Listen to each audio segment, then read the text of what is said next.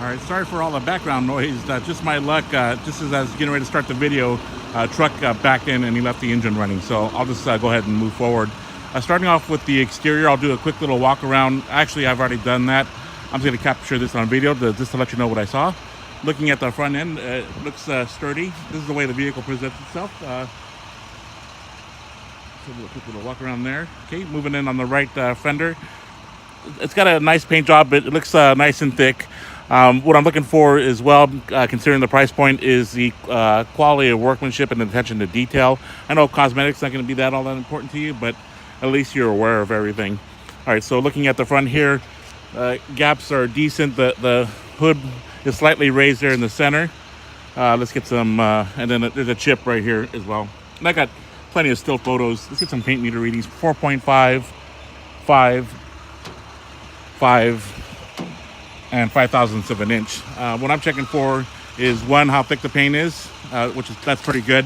Also, if we get a reading of 19.7, anything over that specific reading, it's an indication of body filler. Moving on here, you can just see just some minor prep work issues here, some bubbling, but again, I think from about 3 feet away, I don't even notice it. Okay, moving on. Okay, bumper nice and sturdy. Grill intact, good. No rattling noises here, that's good. Okay, just another chip there, and you can see where the gap is considerably wider on the left side. So when I lift the hood, I'll look more into that. Okay, here's a side view here. I always like doing this view here so we can check for rippling, dents, or minor dings. Looks pretty good. Okay, here's the readings. 9/1000ths of an inch, 11.5, 8, 10. So paint considerably thicker there, which is, I think, a good thing, right? Looking at the left front wheel, it's got the Mickey Thompsons. Yep. And it's got the LT305 65 R17s. DOT on this one, it doesn't have a stamp on there, so can't tell you what year that was manufactured. Don't see any cuts on the sidewall. I always like to get the inner fender well as well. Just take a quick look here for you. And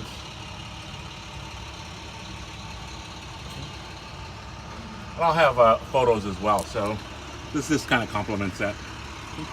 Moving on. Okay. Glass, didn't see any obvious chips or scratches. Paint work is decent. Just that chip there on the hinges. Let's get some reading on this side here. 5, 4.5, 5, 5.5/1000ths of an inch. Here are just some minor prep work issues. Again, I mean, I know what to look for, but I think your casual observer wouldn't even notice that. Outside mirror is in good shape. Glass looks decent. Just some little prep issues there. I know I'm getting a lot of details for you as far as cosmetically. What I like about this is if you decide to move forward with the purchase of a vehicle and you have a vehicle transported, you'll have a pretty good idea of what flaws are on there. So I always encourage you, if it's transported, to go out there and do a walk around inspection. You know about the flaws already. Anything outside of that is a new one and should be addressed with the driver or transporter. Okay. One thing I did notice as well is the step-up bar.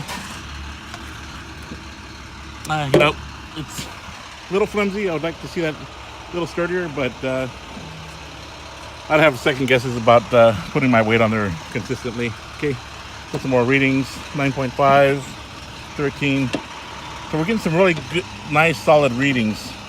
8.5. I'm not seeing any signs of body filler. So 9.5. All right, so good. Here's another view, and you can see how the door is just protruding as well. Let's see. Open that up. You can see it drops a little bit, but again, I'm not too hard on these. There's no when I check the hinges, it doesn't drop anything there, so this might be an issue there. And I always like to look at the inner door jamb, look for welding, or you can see where some welds here, so we know that the quarter panel's been worked already. So yeah, so that might be a fit issue there. Okay, moving on. Here's the back.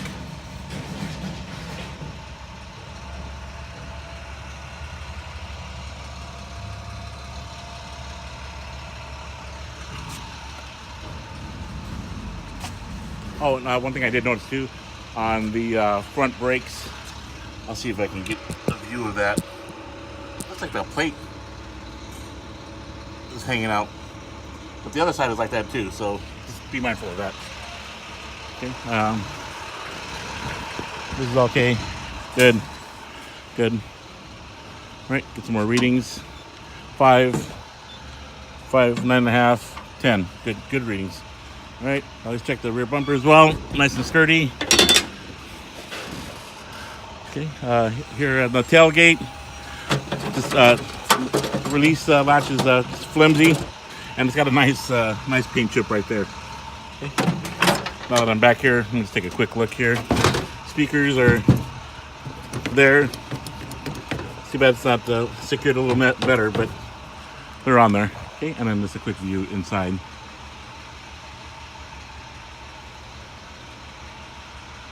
All right.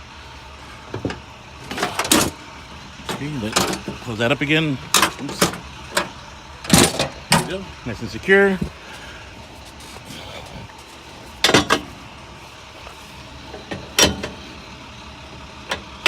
All right, so good. Got it all locked down.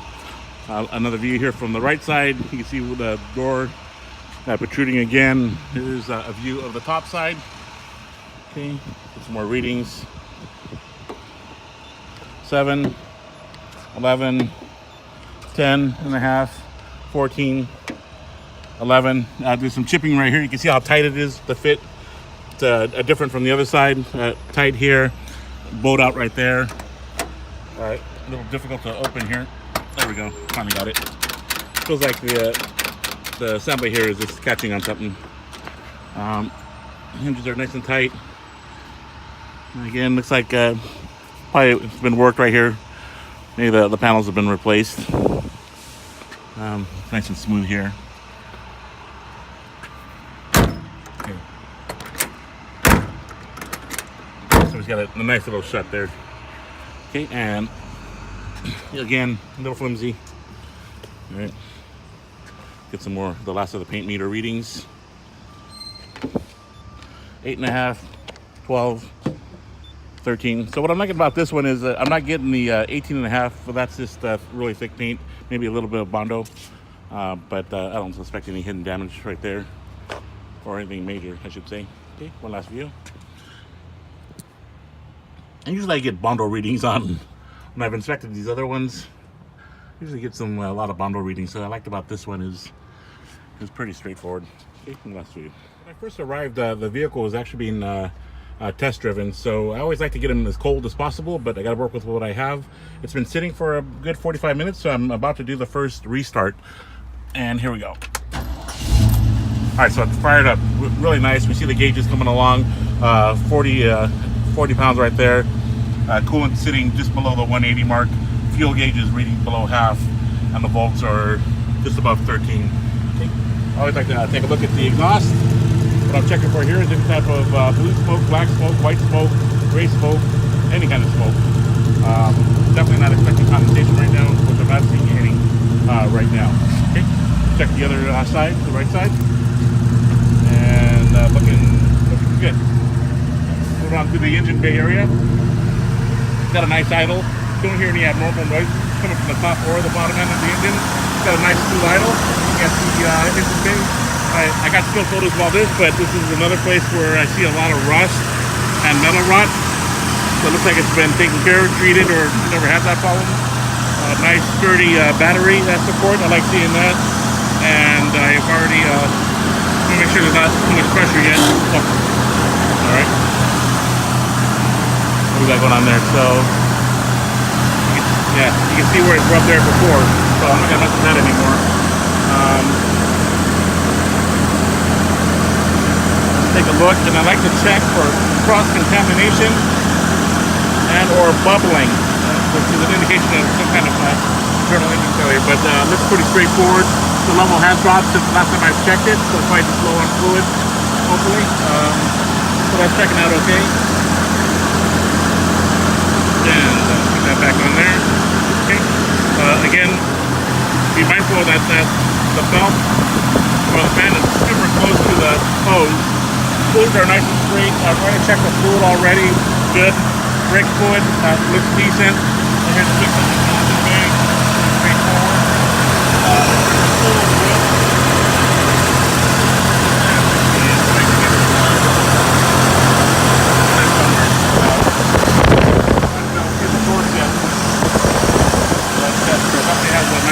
Nice sound to it. Run of the interior. I've already checked the operation of all the windows. The wing window, that worked well, and it's got a nice healthy strap right there. Got a shot of the gauges. 5934 is the out mileage there. Okay. Horn works. Blinker is flashing here. I still need to check the outside, and I can hear the blower fan working. The radio, I verified that works too. Turns on the FM station. Windshield wipers worked as well. Seats are in great shape. Carpet looks good. Okay. And I also opened up the glove box to get the VIN number reading. Here in the back side, pretty straightforward. The engine actually cut off on me while I was idling. It was idling at 1350 RPMs. Then I heard the RPMs going low, like it was getting low on fuel. So I'm gonna try to restart it here in a little bit. I'll just finish off the inspection first.